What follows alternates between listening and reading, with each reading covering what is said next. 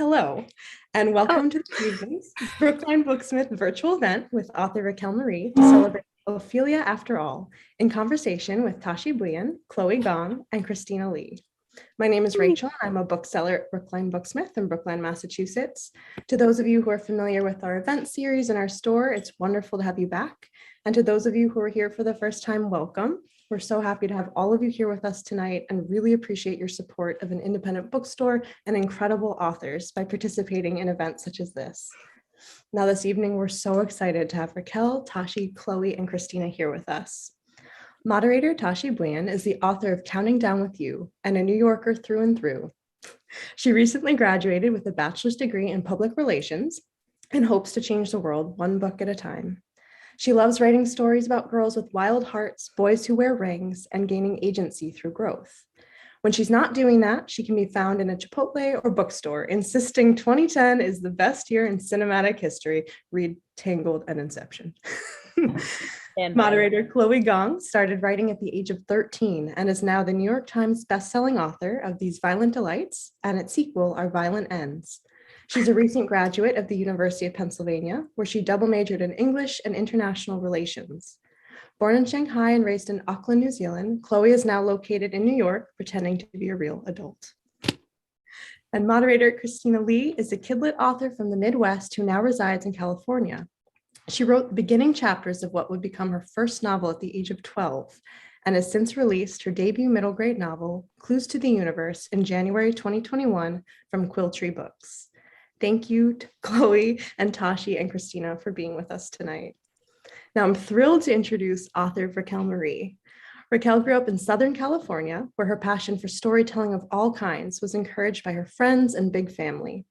She received a BA in English with an emphasis in creative writing and a minor in gender and sexuality studies from the University of California, Irvine. Racquel primarily writes YA contemporary starring queer Latin characters like herself.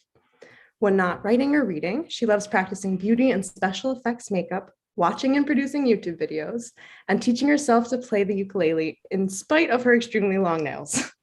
She is the author of Ophelia After All and You Don't Have a Shot. This evening, they'll be sharing conversation about Racquel's debut, Ophelia After All, in which Ophelia Rojas, who's so sure she knows herself, navigates friendship drama, the end of high school, and discovering her queerness. Now, it's an honor to have them all here with us tonight. Please join me now in welcoming them. Thank you for that intro. Thank you. Okay, Rocky, I've never seen you play the ukulele. What is that? Like, what is this? Because I'm bad at it. I've deleted many videos. And also, I'm taking that out of my bio for my second book because anytime my nails are like shorter than usual, like this isn't that long, then I'm like, oh, this is embarrassing. I'm a liar. I'm a fraud. So. Wait, you've uploaded clips of you playing the ukulele, right? I feel like I've seen it. I have. Yeah. Okay, why have I not seen it? I don't know. Racquel Marie, fake not fan. A true stan. Can you dedicate a cover to me so I can know some peace in my heart? I can, but it may not be that complimentary given the execution, but I can do my best, queen. Just do like Twinkle Twinkle Little Star or something. All right. You're a star. What's your favorite ukulele like song to play on your ukulele? I'm curious. Ooh, I used to always love to play. It's a Sex by the 1975. Like, yeah. It's a good song, and I always gotten my feelings about it. It was one of the chords. I can only play certain chords because my nails are so long that like listen, would get over you the look strings. so cool, babe. Author and ukulele star. A double threat. Exactly. Love a double that threat. you had to learn on ukulele. A triple threat, honestly. Author, ukulele star, and then YouTuber. Ooh, Exactly. retired YouTuber. Right? YouTuber. Hiatus You're YouTuber. iconic at it. Exactly. We need to talk about your beginnings, your transition from YouTuber, first with the total drama videos, and then to YouTube, and then to author, you know? Let's talk about that. I want the whole journey. Let's talk about that. Talk about your early beginnings. My early beginning. Am I actually talking about the Total Drama Island? Yes. I personally think that's a very critical part to your author identity as a storyteller. Yes, it's very key key aspect. Yeah. Yeah. Well, that's the funny thing is a lot of authors talk about writing fan fiction, and I never wrote fan fiction growing up. And so I was always like, wow, I'm like, you know, I didn't have that same experience. However, yes, I made like fan edits of Total Drama Island, and I would go on Microsoft Paint, change the coloring of the characters to like make them my own like OCs, and then would put it in Windows Movie Maker, put text over, and make my own episodes of Total Drama Island. They were really bad. I watched them. They were really good. They were very good. As someone who's seen them, excellent. 10 out of 10. Content. Would watch again. I would So, rate it 10 out of 10 on IMDb. IMDb. I literally wrote it into my book like 17 times. IMDb. I think it's yeah. You need to know it for like Tom Holland books. So Yeah. database. IMDb. Like, Yeah, that's your database. Right. Okay. Yeah. Oh my god. But it's stylized where the B is lowercase. There is one brain cell in this live stream. Ooh, someone said it in the chat. Thank you. Someone let us know. Okay. International Movie Database. Yes. Mm. Yeah. DB. Okay. I trust it. You can tell me whatever it stands for. I probably believe it. I don't know. Right. They'd be like, oh, international spy, blah, blah. I'd be like, so true. That makes sense. Oh my god. Okay. Also, the absolute talent. Can I just say, like, of making your own like clips in Movie Maker, like producer That was my Rocky. storytelling I love- origins. That was where I got, inspired to just write about the teenage experience. Exactly. Not only did you start as a creator and writer, you started as a movie editor, an artist, a script writer, director. I'd have credits and put like producer, editor, like. And as you should have, Yeah. when she's an all-star, when she's an ace. Oh my god. Exactly. Right. Okay, so those were your beginnings, and then how did that progress? Well, that ended there. But that was where I got started on using like video editing software. But yeah, I wrote like little picture books when I was a kid. They were not particularly good as well. They were like Pilly the Caterpillar was my why first. have you not great published name. these? Yeah, That's like, what I wanna know. He was inspired by a little caterpillar puppet I got in my second grade class. So I wrote books about him. And then in middle school, I started writing short stories as well. They were just like, Courtney Summers was like everything to me when I was in middle school. So I just wrote like these really like messed up characters. So true. Like 11 years old, writing like some really dark, bleak stuff, like showing my parents like, hey, like, you want to read this story? It's okay. I feel that. I was writing about assassins at 11, so I feel that. I was writing about vampires. I'm pretty sure I was also writing about assassins. Yeah, so I See, why didn't I go that route? I was writing about just like deeply depressed 17-year-olds. Like that was I don't think I understood what depression was at age 11. So I think that was part of the problem. I think I was trying to understand it. Right. Well, by age 14, I definitely understood. Ain't that just the way, huh? Self-fulfilling That's coming of prophecy. age. the coming of age experience. The coming of age experience. Depression.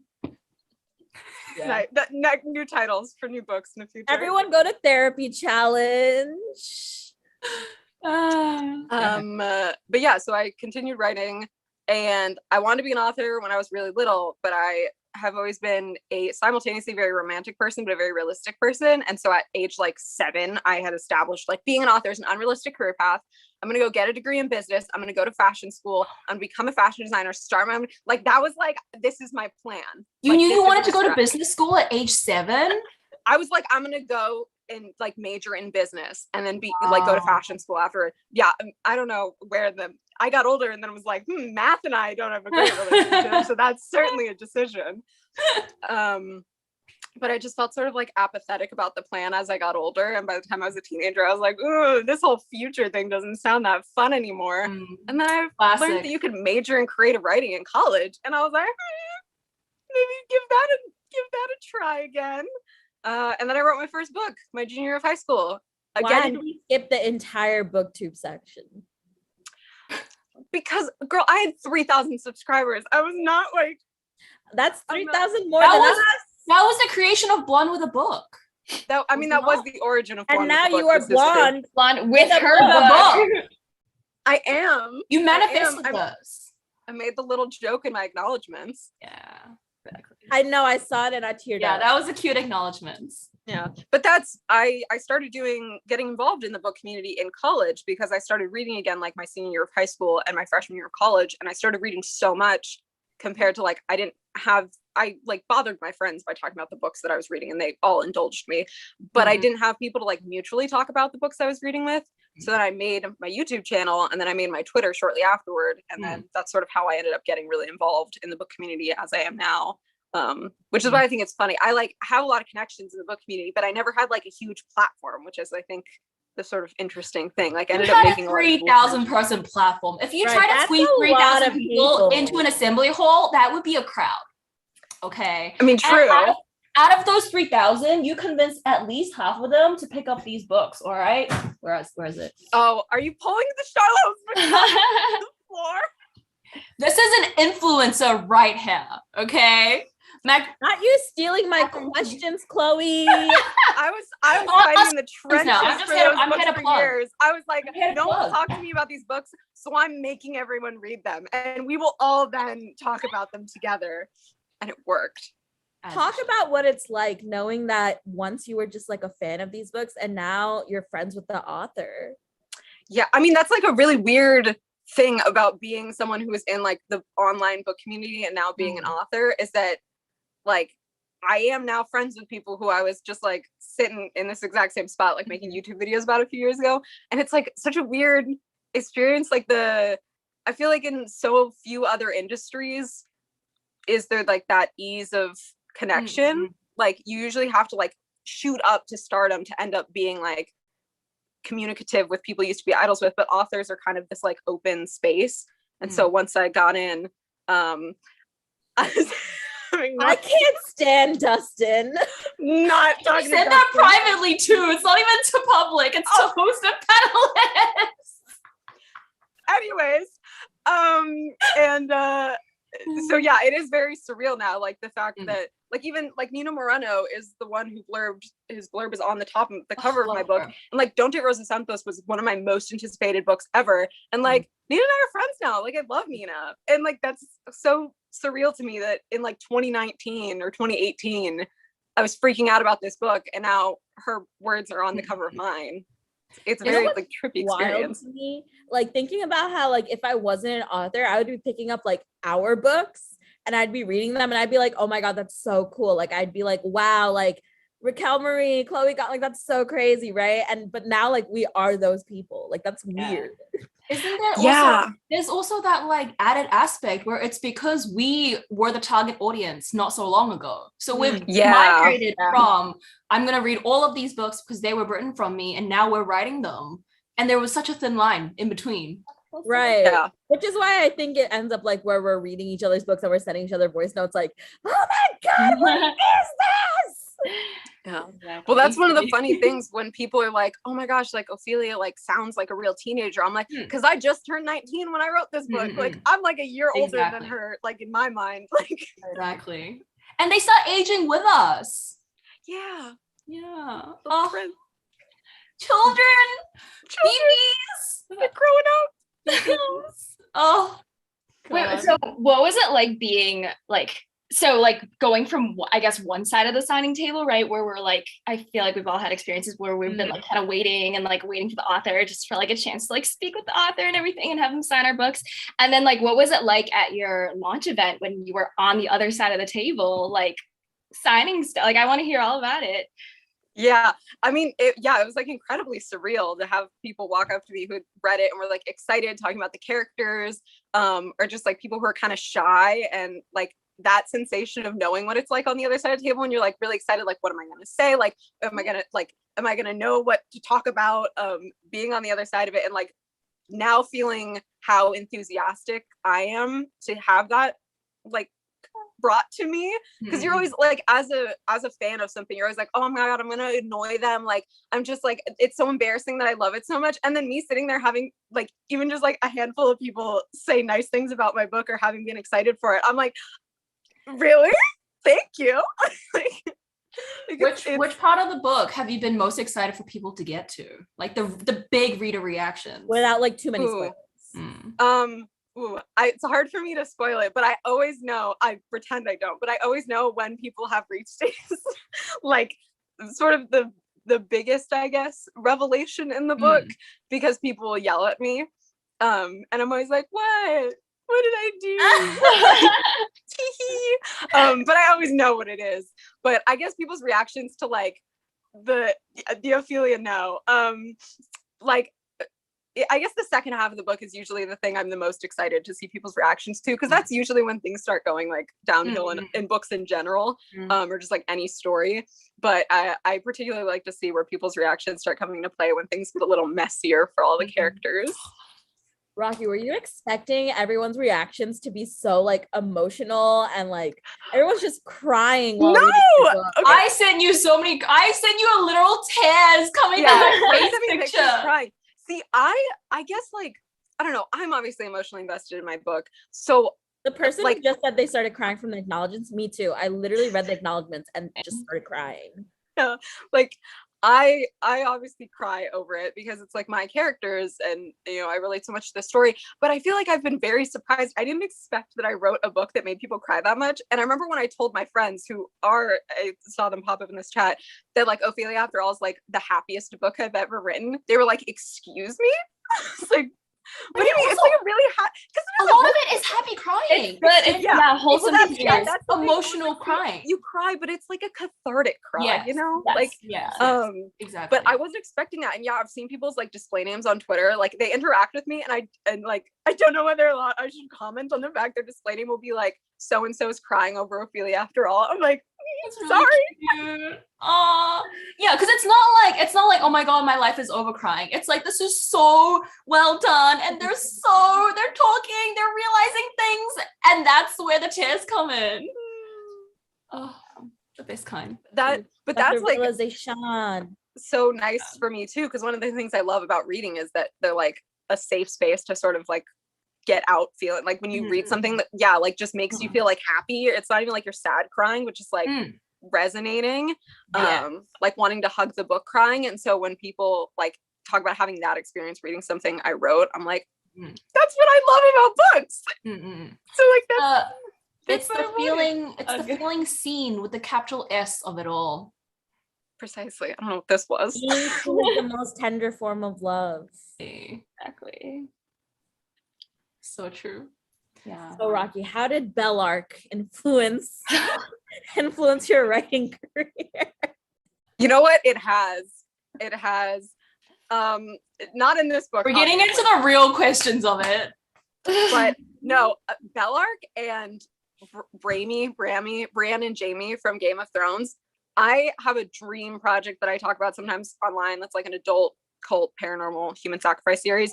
I've been like trying to write it since I was like 15, and I changed the central ship in it to an enemies to lovers ship because I was like, I'm tired of losing. I'm tired of losing. I've lost too many times. I'm gonna do it myself, because that's how the best ships start. I was gonna say, I think Rocky's like the only friends to lovers supremacist, but I'm actually not sure what Christina is. I go back and forth. I used to be enemies to lovers, but now I think I'm slowly shifting. Coming over to the winning team. Exactly. I love reading. So I love winning team. Yeah. But I can only write enemies to lovers for some reason. I can't write friends to lovers. Interesting. Yeah. Well, I think I could only write friends to lovers if I started at strangers.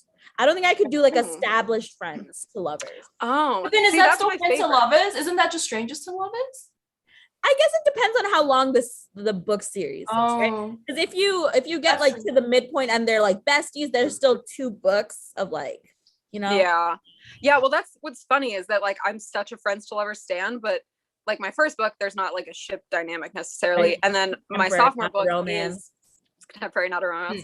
And my sophomore book is a romance, but it's rivals to lovers. And like, so it is funny that's more enemy to next.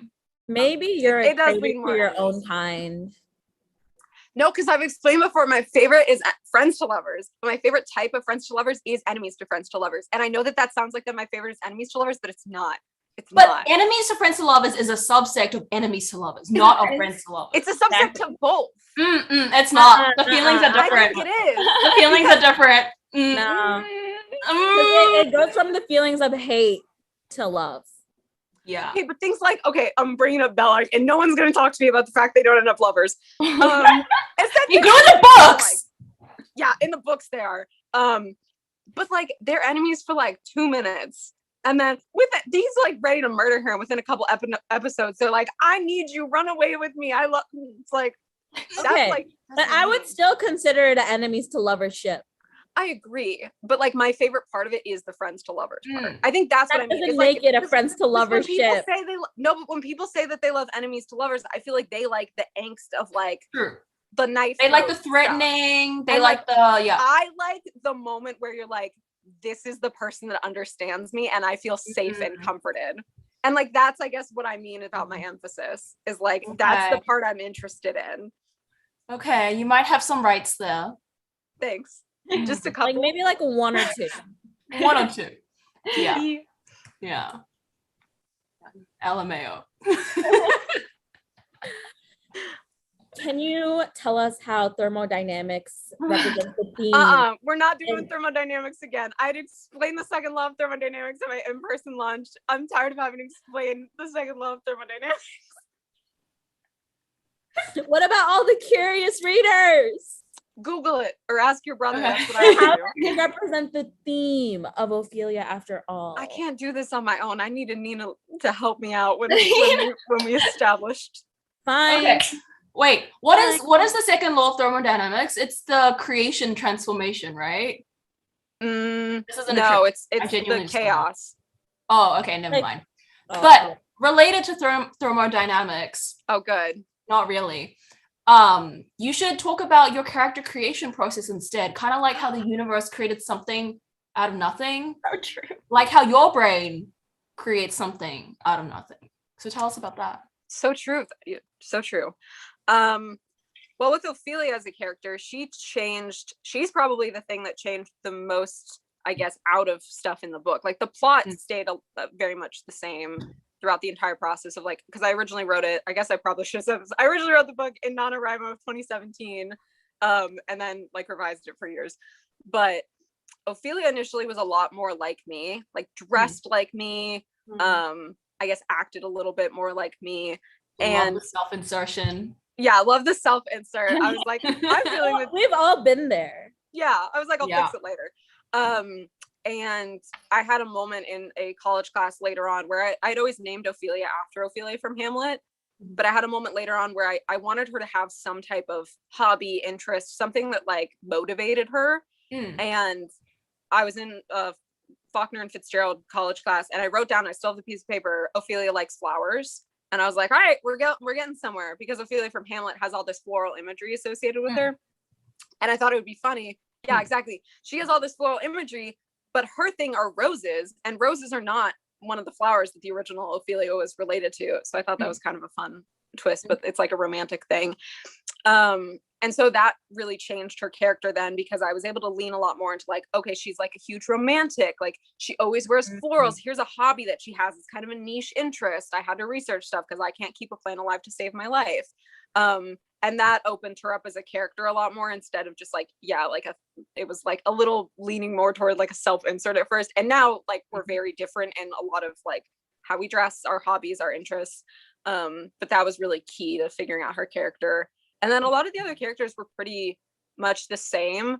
It's a pretty big friend group in this book, but it's one of those sentences that sounds like annoying when I first say it. I had like a pretty big group of friends in high school, and popular. just casually. But it was like this big group where there were obviously some people that were like a lot closer with others, some people that, you hang out with people and those friendships matter, but there's this understanding of like, we're all hanging out because we're all here, like we all go to the same school, we all live in the same area, that's like the foundation sort of. And so I wanted to build a friend group that had those sort of dynamics where some characters are like best friends their entire life, talk to each other about everything, and some of them are like, we kind of just sit at the same lunch table, and like maybe once we graduate that's not really going to be enough to sustain a friendship like from across state lines. And so that was really key to figuring out those characters, because I had to decide like, okay, who's closer with who, what is everyone dynamics with each other? And then that worked with figuring out like group scenes and stuff, because how different characters react depends on where their loyalties lie. Oh, yeah, it really had a sense of like realism, especially because as I was reading it, I would constantly forget that you wrote this. And I mean that in the nicest way, right? Because your voice was so distinct and well done that like Ophelia was this real person on the page, and then her friend group was these real people. And then occasionally I'd get to a line like the Ophelia, you're a clown line, where I was like, oh my God, yeah, Rocky wrote this book. I love when people send me that. The Ophelia, you're a clown line has been a popular one for people to send me photos of. The voice, you got it. Oh, Thank you.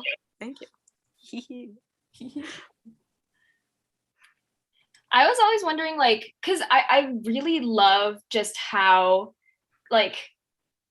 well you capture these people's personalities and their growths in like a span of a couple of weeks, especially because like so much does happen at the end of high school. Like things just like fall apart and then come back together, and then like everyone like, you know, like realizes how much they will miss each other and just how much they'll grow in the future while still having the sense of like finality essentially. So I was wondering, like, do you think about ever like where your characters go like after they graduate? Like does Ophelia, you know, like your characters, like do you think about like, oh, what would they be doing in college, like just out of curiosity, or does their story seem kind of complete at the end of high school? Yeah, I mean, there were times after I first wrote the book where I considered like, oh my gosh, here's like a sequel idea. And I've had people ask me if there would be a sequel, and I don't think so, just because I like that it ends off in a place where like, you know, it's not spoiler to be like, it ends off in a place where they're doing things in their life in their future. But that there is this open-endedness, especially because so much of the book is about like, you don't know everything about yourself and about your future, and like that's okay. And it's terrifying, but there's some power in embracing that. So I like didn't want it to be super clean cut. But there is, I think I've managed to put 4 Easter eggs for Ophelia After All in You Don't Have a Shot. 3 of them don't have to do with Ophelia though, but one of them does.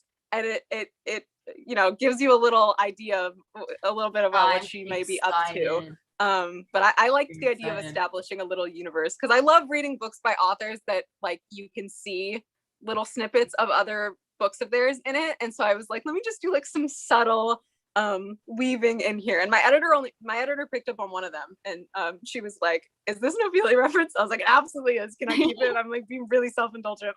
Like, it's the Racquel Marie cinematic universe. Exactly. The Marie-verse of it all. So yeah, so I do sort of think about it, and I felt like it was necessary for me to think a little bit about where they would be in order to your editor in the comments being like, I need to know where the other oh God. I'll let you know. You exposed yourself. You were doing so well hiding them. I'll let you know, Rachel. I'll point them out. See, I was being so subtle. Exactly. You're being sneaky. You sneak and then you let it go. Yeah, 3 of the other 3 are like very subtle. They're just amusing for me. Honestly, what is being an author if not being self-indulgent? Exactly. I'm like, that's kind of the point, you know? Like, yeah. I gotta enjoy what I'm working on. Exactly. So Rocky, what has launch week been like? What was your first in-person event like? Like, what has this last week just been like? I would just like to hear all your thoughts about all the interesting things that have happened to you this week. Oh, is this you? So Tashie flew out and surprised me for my release day. She showed up on my front porch, which was, yes, a big surprise. It was funniest because she had been joking about doing it for weeks, and I thought that she was joking, and she was joking about it so much that Christina thought that I did know that Tashie was going to come, because I was like responding to it being like, so true, bestie, see you there. I did not think it was actually happening even remotely. So obviously that was a big aspect of it. It was exciting, but yeah, launch week's just been like it's very surreal. And I've seen my book myself in one bookstore at Skylight Books where I went to, but I want to like peruse the area. And I've seen it in 2 bookstores near you. You should go to the B&Ns. I want to go to like a bunch of indies and B&Ns. I want to just go to places and be like, hello, like I'm gonna sign. Yes, we will. Like, can I sign copies? I want to look first because I don't want to deal with like feeling uncomfortable being like, hey, like, do you have copies of my book? And then them saying no. Well, if they say no, it's because they're out of stock because too many people were buying it.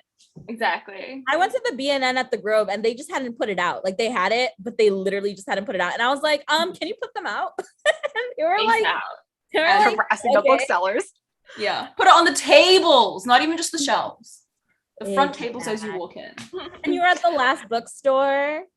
I know, that was really cool because I've been there so many times. But yeah, it's like it's very surreal seeing people post pictures with it, or like people post just like snippets of it too. Because I'm like, like I wrote those.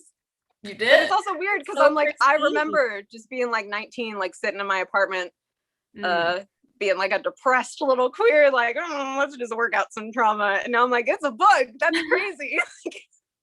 Transformation, thermodynamics. Thermodynamics. Not that law, but that's fine. Listen, I was an English major. I don't know physics. Me neither.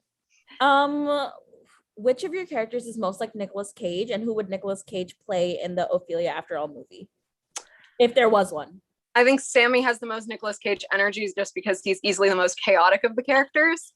And I established that I don't remember what their homeroom teacher is, but I'm going to say Nicolas Cage can play their homeroom teacher because I like the idea of him being in one scene and people being deeply confused. I don't know what the budget would be if anyone ever bought my movie rights, but I would write it into the contract, establish that Nicolas Cage must be hired. We'll all pitch in. Thank you. No. Yeah, we'll all play the characters. It'll be like a GoFundMe, like, you know, it'll be like a GoFundMe, hire Nicolas Cage to play Ophelia's homeroom teacher. Yeah, exactly. When the Nicolas Cage cinematic universe meets the Racquel Marie cinematic when Ophelia After All gets to exist in the Nicolas Cage cinematic universe. Exactly. Oh my god, when he's in like every single adaptation of your books ever, like he ends up in like You Don't Have a Shot, and keep like going. And he's the same character? The Marie universe. He could be because it's the same universe. So maybe he's going through a midlife crisis. Like, you know, he's changing careers a lot. Lots of hats. Yeah. That's true. That's true. Like he's going through it.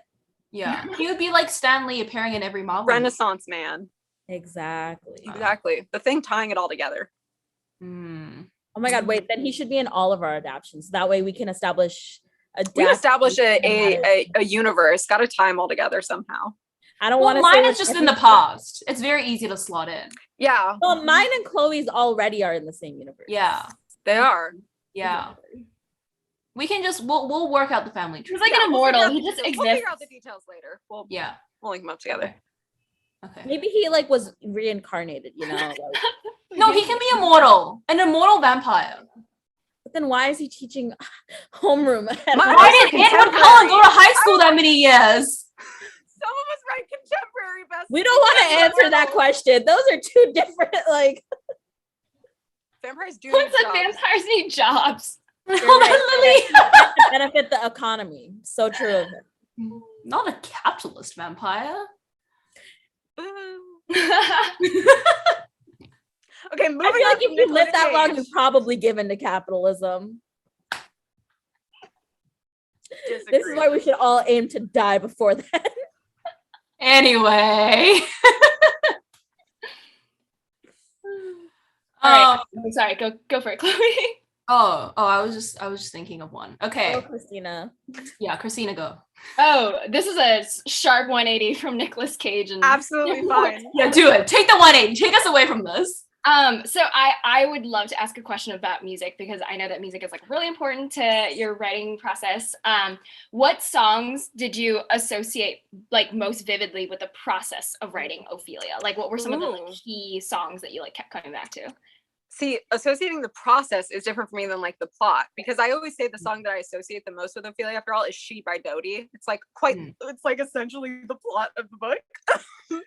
And but I never really listened to it while writing the book, which is interesting. Because those are two different things for me. What I listen to while I'm writing is different than what I like actually attach to the project. But the early drafting process was a lot of I think her name is Layla. She's the girl from Oh Wonder, which is a duo. And so I listened to a lot of her music during that time. And so over the span of working on it for years, it was always like whatever I was into, but I have very vivid specific songs like what is it? Boy in Space, one of his songs. It's on my Ophelia playlist. Like there's that song, there's a song Boys by Jill Balon. Is it My Own Way by Muna? Forgetting the title of every song. Like, because I worked on it in college and I'm someone who will play the same song on repeat the entire time I'm writing. I just have like very strong memories of being like, all right, I'm a fourth year in college and I need a revise this book so I can sell it. So, and I'm in the middle of midterms, so I need to work for like an entire weekend straight. Yeah. So pop in one song, and now I'm gonna sit here just for hours straight blaring one song on repeat. I have a problem where after I do that, then every time I hear that song, I start to I think about whatever it was that I was like. I can't. Yeah, I do set an affiliation associate it anymore. Mm-hmm. Yeah, so it was a lot of that process, which is why like I have very specific occasions of which songs were really key and vital.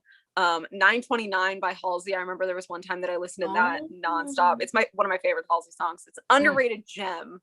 It is very underrated.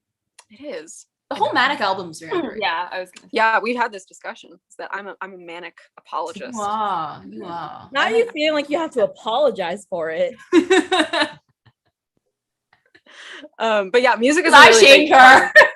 Yeah, I was gonna say I have been shamed. I do need to apologize. But yeah, music is a really big part of my drafting process. But I found over the years that it's not. When I revise, I don't listen to music as much because I talk out loud now. When I revise, I read everything out loud, so I can't really do that when I'm listening to music. I can't hear myself. Yeah.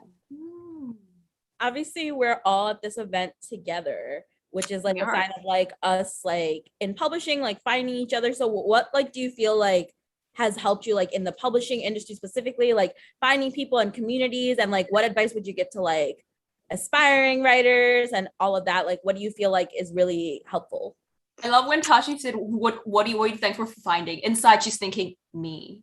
Yeah, I mean having this is just me constantly plugging myself throughout the entire not to fully go into Tashie baiting me, but like having like I mean you guys can attest to the fact that I text you like leading up to debuting like multiple times a day, like, hey my loves, like I just have a quick question, and then it's just me panicking about something. Like having friends that are in publishing at similar stages than you are is always really helpful, because I have friends who like are debuting at similar times as me, and then like all of you guys had your books come out about like a year or so before mine did, so I was able to sort of like, it was close enough that you guys got all the anxiety over debuting, that experience, but also that you were established enough to be able to tell me like, you're not being annoying for this, it's not unnecessary to panic over this, like this is normal. And like, you know, I say this to authors in general, get a group chat, you know, like when you're upset about something, instead of tweeting about it, texting your friends, it gets the itch out, and it prevents you from like misrepresenting your thoughts in a very bad way, as can often be done. So yeah, finding community I think is really important. But it's about like establishing genuine connections, because we've talked about this before too. Like, spoiler alert, I do genuinely like you guys. Like, I'm not just like, okay, cool. I love that for us. You guys believe Rocky likes us? Oh my god, blushing. Surprise. Like, I didn't sleep on Tashie and Chloe's living room floor for 2 weeks because I was just like, cool. We gave you the couch. Don't tell people you slept on the floor. We gave you an air mattress. And like, don't slander us. I'm sorry. I wasn't saying it just I loved that air mattress. You know, I loved that air mattress. But yeah, like I actually like you guys, and I actually am interested in like having conversations about the things that we write and like our process. So forming genuine connections is really important if you're trying to build a community. Like, don't just try to talk to someone because they have X amount of followers or like they've reached a certain stage in publishing, because like with any friendship, that's not going to result in like an actually good communicative friendship. Having friends who I genuinely feel like I can be annoying to when I have a million questions, very helpful. I think it really shows too, like in the way we're talking, just like even right now, like it's so chaotic and clown behavior that like I feel like you can tell like we actually genuinely are friends. We actually do like being friends with each other. Yeah. And also like I like you guys' books so much, so I get to like sneak your way into friendships with people who you think are really talented, because then you get early snippets, you get ideas, you get to have things, you get to have Chloe's duology spoiler. Yeah, remember when Rocky almost leaked my cover? Oh my god. I wasn't like, I didn't have to wrapped it or anything, but I was like, oh, I'm gonna brag tweet a screenshot of me having Foul Lady Fortune, and like realized I need to make sure to cover the cover. You would have been in the right. A PR stunt for the ages. Yeah, exactly. Could have We been double the Tom Holland of it all. shaking. Hello. I feel like we're also chaotic, and then Christina's like watching us. Christina's also chaotic, but just not in public as much. So like I feel like Christina's watching us and she's like, I'm the good kid. It's the I'm middle grade. deciding. I just write middle grade. That's true. Well, Living- yeah, I do. I mean, I do write for kids, so I'm like, would I be proud of how I represent myself to the kids? I ask myself this every day. Sometimes it's no. Sometimes, most of the times it's yes. The times when You're it's an no are the ideal best role. times. My favorite Christina is the no Christina. The no Christina. Because she just said sometimes it's no. Oh yes, yes, yes. Oh yes, yeah. Sorry. that thought process made more sense in my head. We're missing Zoe though. I feel like I know. the It's Pokemon so much. reaction Zoe Pokemon, is Pokemon the reaction chaos Zoe, seed. funniest I've ever laughed. The chaos seed. God. Just to plug it, Zoe Hanamakuta, author of Gear Breakers. And God's Yeah. God's coming out Godslayer. soon. Well, she was here, but she's in the middle of the ocean. If she wasn't in the ocean, she Setting would. a rock. I feel like we should. I'm like in the She's middle. safe. She's in the middle of the ocean, but she's Yeah, safe. she's totally fine. She's safely in the middle. What else would you be doing unsafely in the middle of the ocean? So many things. Like what? I'm not gonna say it on a public stream. Next topic of conversation. I think we're moving to the Q&A soon. So if anyone has questions, make sure to plug it into the Yes, Q&A. definitely put them in. All of you are burning questions for Racquel Marie. Every time I call Racquel Marie, I feel like I don't know who Racquel Marie is. Because you used to call me Rocky. I'm like, who is Miss Racquel? Like, Racquel. Yeah, when my family calls me Raquel now, I'm like, just because we're normalizing it across the board, Mm. don't like scare me. don't perceive me like that. I think Yeah. that's all right though. What was it like seeing the cover for the first time? and, Such a like, beautiful seeing cover. Ophelia represented. Yeah, no, I love my cover a lot. But plugging Aurora beautiful. Farley Greco is the designer. Nicole Medina is the illustrator. They did such a good job on this. All I said was I wanted Ophelia and flowers. So like this was not me. It was their hard work. No, I love my cover so much. And I particularly love the naked hardcover being pink, just because I remember in college fighting for my life with the internalized misogyny of reading like hot pink books in public. And now I'm like, look, now I got a book covered in flowers and it's hot pink and it's very queer. I'll hold it in public. I'm proud of it. Oh my As you God. should be. Speaking of the cover, let me plug somebody else now. What was the craziest gift you got during launch week? Pietra, I wish I had it right with me. Pietra embroidered the entire cover of Ophelia After All onto a t-shirt for me. I think I posted a picture on my Instagram stories and it's in my highlights that the people have like sent me Ophelia After All art and I want to start posting it on Instagram.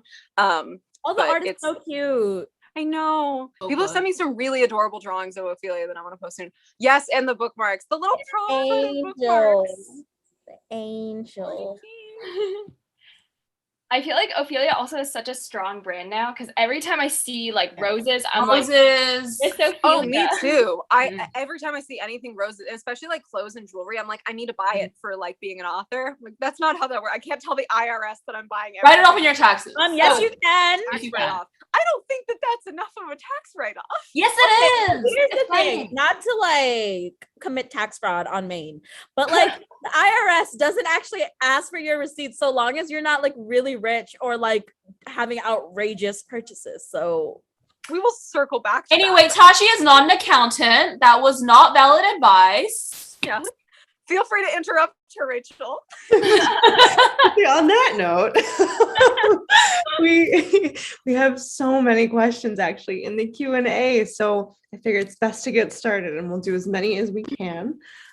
We do have one here because you were all just talking about, being real friends and like you can tell, This is all a PR stuff. which is lovely. Yeah. So we do have a question wondering again, how did you all connect? Was it talking through Twitter or otherwise?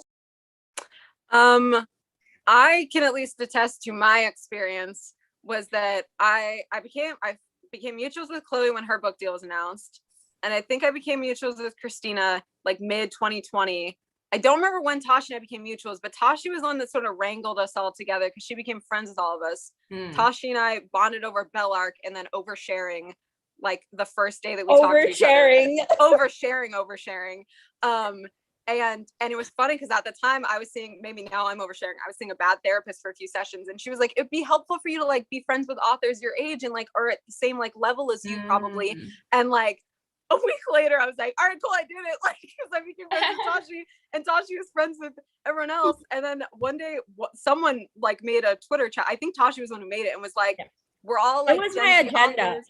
It was like me and Chloe had been talking about how like it would be really cool to have an author group chat of like people who are just like also just graduating college and are authors and like kind of experiencing like the same like experiences in publishing right now or whatever. And I was like, Chloe, I'll do it. Like Chloe, because we knew that we could literally count the amount of authors currently in college with book deals like on one hand, and we were like, we need somewhere to talk about this, or else we're gonna go mad. So I quietly slid into each person's DMs. Tashie collected us. Hey, so I'm Tashie. I'm sure you already know me from the TL, but like I was just thinking, and then I just was like, let's all just throw them in the group chat. So that was me being extremely forward and ambitious, but it worked out. And it worked out. Yeah, it did work out. It was also like it was like a few months before lockdown too. So then we utilized our group chat like a lot. No, I think it was during COVID. It already was during COVID. It was summer. No, summer of 2020. I think it was the summer. It was actually because I became friends with Tashie in like I know what's going on in my life, so I know. So. I have no recollection of time.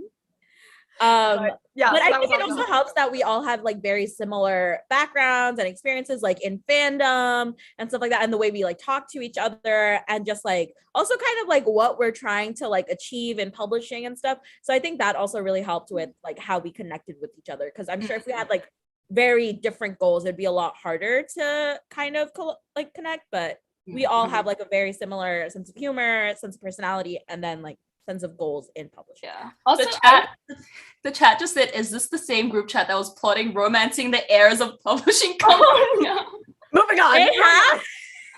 Wait, sorry. I was just gonna say I was such a big because Rocky's editor is here. Christina. Move on. Let Christina speak. I remember being such big like fans of you guys, and I was quietly like, not like, I was like, I want to be friends with you guys, but I'm too shy. So actually, thankfully, put us all together, and now we're here talking about so many things. Too many things, one would say. It's also so funny because I think it's like we're all friends also outside of publishing now. You know, like we can text each other kind of about anything. Questions. Yeah. Oh yeah, there's more questions. Anyways, moving on. Sorry, I got distracted because I can see the Q&A. Well, kind of going off and thinking about how you are, you know, like a real support for each other, right? Like if there's that sense of community, and you have that now. And there's a question wondering about things you wish you had known before that, like you would tell maybe your past self about publishing. Like, sure, now you have the insight, but what's something about writing or publishing you wish you were told earlier? I saw this, someone tweeted it the other day, and I feel like this is just helpful advice going into publishing as a career if like writing is your huge passion. Getting a book deal is not a reward for writing a book. It is a business transaction. And I feel like that's really, really important, because like you're taking something you're so passionate about that's deeply personal for you and you're monetizing it. And so there are times when your emotions get tied up in things and you can start to think it's like a reflection of you in some way, the way that art normally is. But it is like a career now. And so there is this differentiation you have to be able to make with yourself as far as like the amount of time you're putting in, or if there are, you know, shortcomings or downfalls, or there's frustrations, that like it's a job now. It's not just something you're doing on your own for fun. And I wish I would have established that a little stronger with myself early on, because I think I got caught up in like emotions of things early, and like, or like, oh, I'm like lucky because like this is like a favor being done for me. It's like, no, like it's like you be grateful, because I'm incredibly grateful for like the work and opportunities that I have, but like this is like business, this is a job, and that's sort of a different perspective.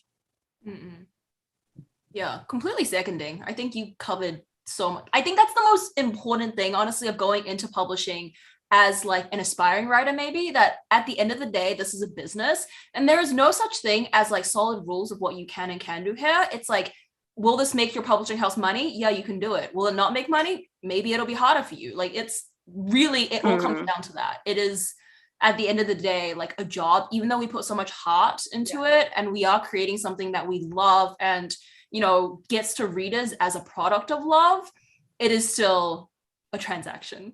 Yeah. Actually, I have a question here for all of you. Just wondering about more general advice too about this particular life stage of like nearing the end of university and just kind of preparing for the end of that stage of life. So they're just wondering if you have any advice.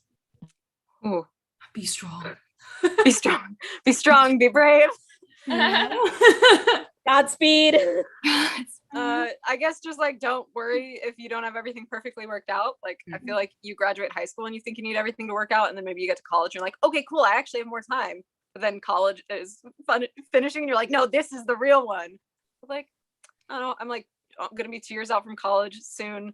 I'm like, yeah, you keep going. It's like a little scarier because you're sort of off the rails a little. You don't have as like clear cut a path anymore as your education maybe normally. Adulthood is terrifying, but we'll make it through. Exactly. It's also when you first graduate university, you're still so young. Yeah. Like, you have so much life up ahead. I mean, we're still so young. Like, I know. Yeah, I feel like end of college is like, that's still coming of age. Like, we're all still coming of age, you know? Like, I feel like that time extends beyond high school and even towards and beyond the end of college. And so it's, yeah, like you said, Rocky, it's, you don't have to have everything sort of figured out. This is part of my agenda to bring 25-year-olds into YA. We're making it happen. And you are making it happen. I am. I really am. I do see comments are saying like we need YA books about this time. So there you go. Let's see here. We have a fun one wondering, where did it go? They were wondering if any of your characters had to date a character from the other three's books, who would it be? Oh, of my characters? Ooh. Rocky got so excited. I know, I got really excited because I get to ship characters with each other. Oh my gosh, wow. Much to think about. I kind of, okay, well, Christina is middle grade, so none of my characters are dating. Christina's characters have parents. I would date Christina's. They have parents, but I'm not gonna have my teenagers date any of the parents. I would date Christina's character's dad, David. That's what your teacher, the teachers and Ophelia can date the hot dad. Yeah, exactly. Perfect. You have adult characters. Yeah. The teachers whose names I can't remember. Yeah. I would I feel like I would love to see a friendship between Emmett from A Show for Two and Sammy, just because they both have very sarcastic, can be like kind of like little shits. That's a kind of fun dynamic. I'm trying to think, like, who would Ophelia would have a crush on all of them. I feel like Ophelia would definitely have a crush on Ace. Queer icon. Ophelia having a crush on Ace, absolutely.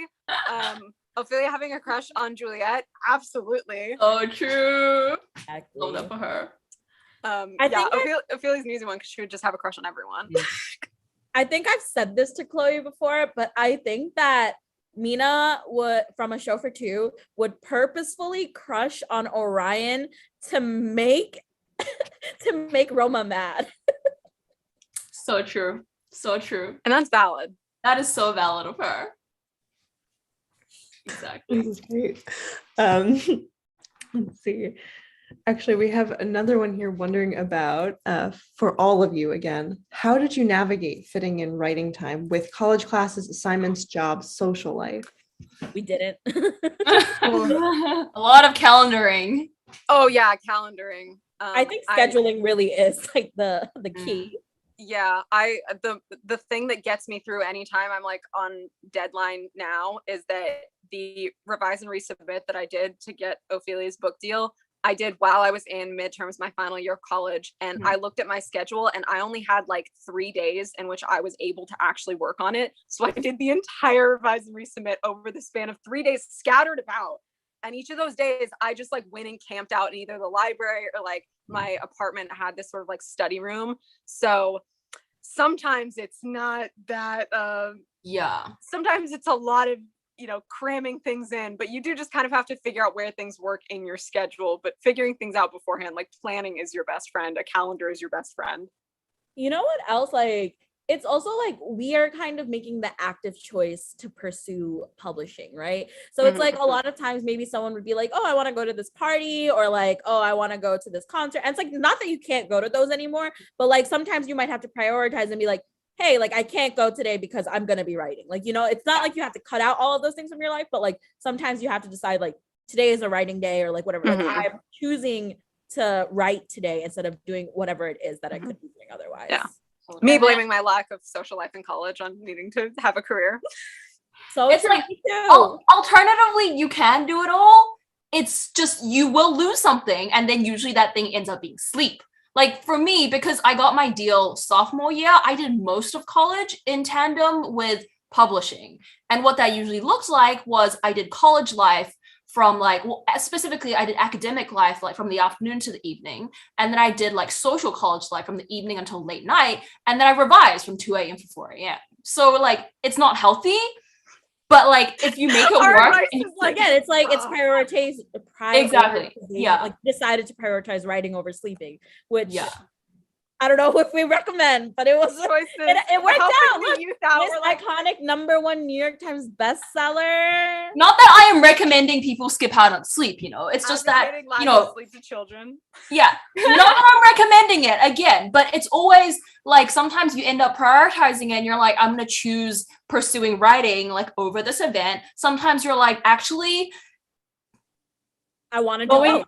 I was going to say something really bad. Sometimes, doing college and writing together then just means you end up missing out on sleep, and then you have to catch up on sleep on the next week. And it's just as long as you're keeping yourself balanced, you're pursuing what you love. That's what matters. Yeah. I mean, I get like 8 to 9 hours of sleep a night, and like have a social, but also I'm like, I'm not going to get the best grades this quarter. Like that's also I mean, and it's like, there's just like different ways. Yeah. Right. It's like whatever. It's there can always be a balance.